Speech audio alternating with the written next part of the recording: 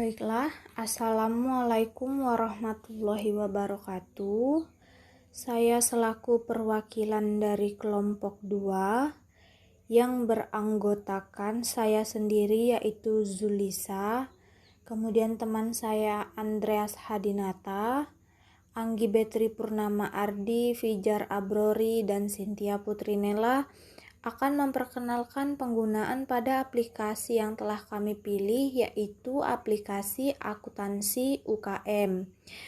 Sesuai dengan nama dari aplikasi ini sendiri, UKM, maka aplikasi ini cocok digunakan untuk unit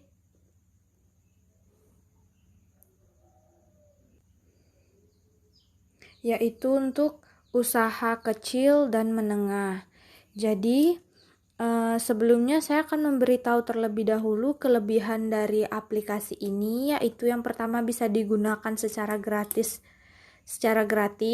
Kemudian penggunaannya juga mudah dan tersedianya dalam versi mobile atau seperti yang saya lakukan dapat mencatat transaksi melalui HP. Kemudian kekurangannya yaitu tidak adanya fitur untuk mencetak faktur dan hanya bisa dilakukan oleh satu user atau akun. Baiklah, langsung saja kita mulai pada tahap pencatatan. Sebelumnya kita harus mempersiapkan jurnal terlebih dahulu. Saya sudah mempersiapkan jurnal saya yaitu mengenai perusahaan dagang, yaitu dalam bidang fotokopi.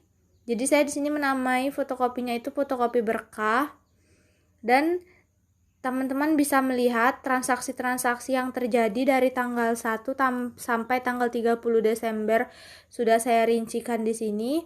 Langsung saja kita masuk pada aplikasinya, yaitu aplikasi akuntansi UKM. Maka akan timbul tampilan seperti ini, di mana kita disuruh membuat nama PT aplikasi itu tersebut. Baiklah, di sini saya akan membuat nama PT-nya itu yaitu PT sesuai dengan nama saya sendiri saja.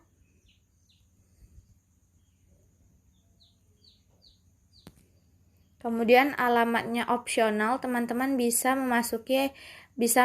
masukkan alamat rumah teman-teman sendiri.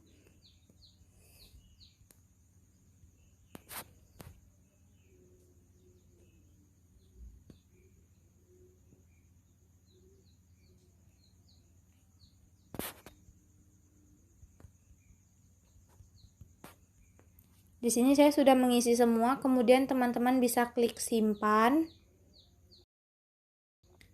Maka belum ada transaksi apapun, teman-teman dapat mengklik tombol pojok kanan atas yaitu tanda tambah. Di sini teman-teman bisa klik ini untuk menambahkan transaksi, atau kita akan memulai pada tahap pencatatan, di mana kita rubah terlebih dahulu tanggalnya, yaitu tanggal 1 Desember 2020. Sebagaimana yang telah pada jurnal saya jelaskan di sini, bahwa saya pemilik sekaligus pengelola perusahaan fotokopi berkah menyerahkan uang pribadi saya sebesar 120 juta sebagai modal usaha. Maka di sini teman-teman yang pertama bisa mengganti pemasukan ini terlebih dahulu menjadi tambah modal. Sumbernya yaitu dari modal pemilik, kemudian disimpan ke kas dengan keterangan modal awal Zulisa yang dengan nominal 120 juta.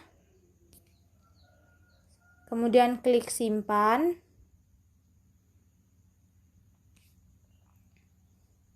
Maka teman-teman dapat melihat bahwa transaksinya sudah tercatat di sini.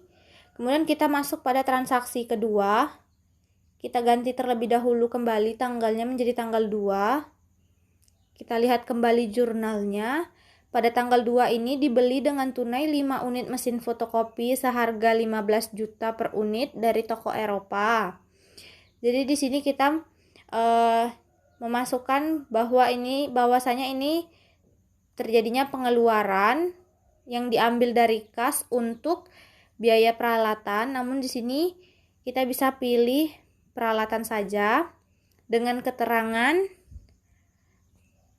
biaya peralatan dengan nominal. Teman-teman dapat lihat dibeli 5 unit dengan harga 1 unitnya 15 juta.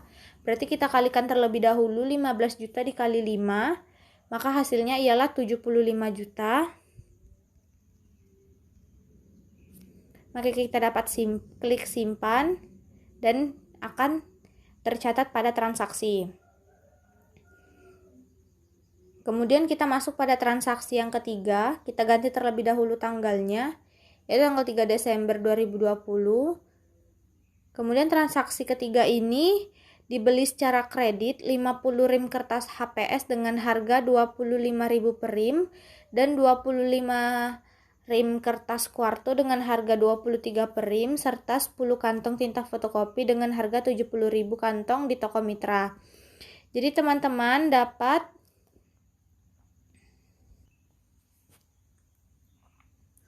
sebagaimana pada jurnal, pada tanggal 3 itu terjadi transaksi pembelian perlengkapan yang dibeli secara kredit.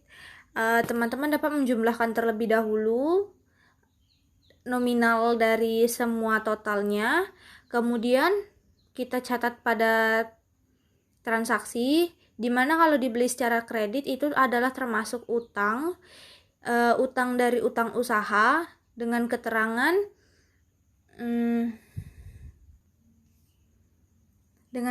yaitu pembelian kertas HVS dan tinta, dimana saya sudah menjumlahkan semuanya terlebih dahulu dengan total 2.525.000. Maka kita bisa klik simpan. Nah, sampai tanggal 3 udah tercatat transaksi.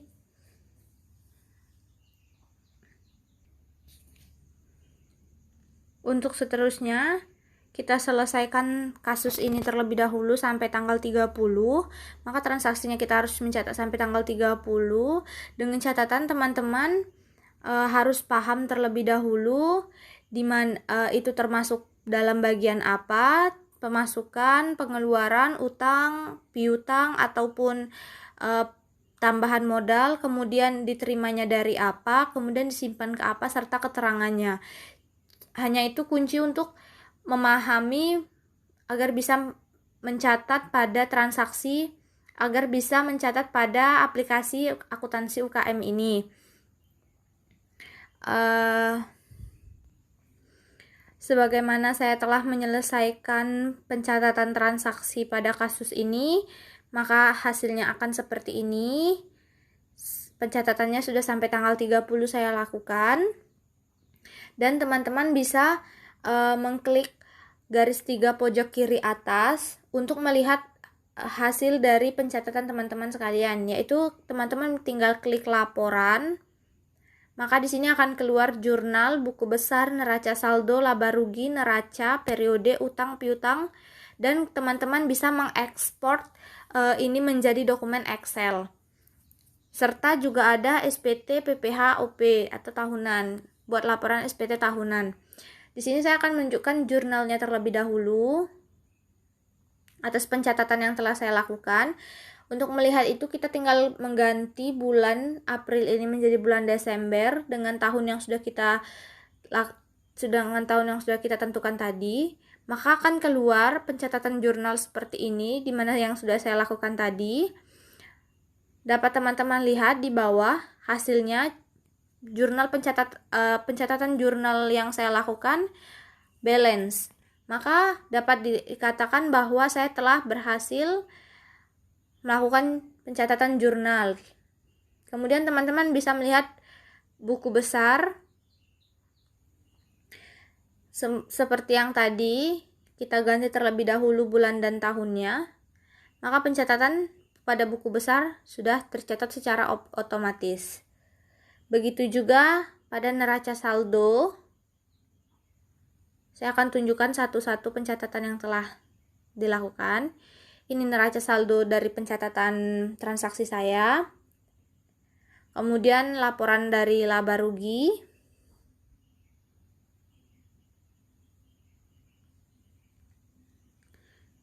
Maka dapat teman-teman lihat di sini semuanya sudah tercatat dengan rapi.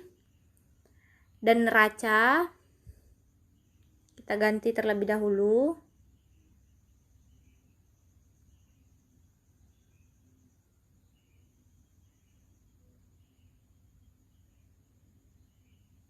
Maka dapat terlihat neracanya seperti ini. Dan seterusnya seperti itu. Saya rasa cukup penjelasan dari penggunaan aplikasi akuntansi UKM dari kelompok saya. Kurang lebihnya saya minta maaf. Semoga apa yang saya sampaikan menjadi manfaat bagi saya dan teman-teman sekalian. Saya akhiri, wabillahi taufiq wal hidayah. Wassalamualaikum warahmatullahi wabarakatuh.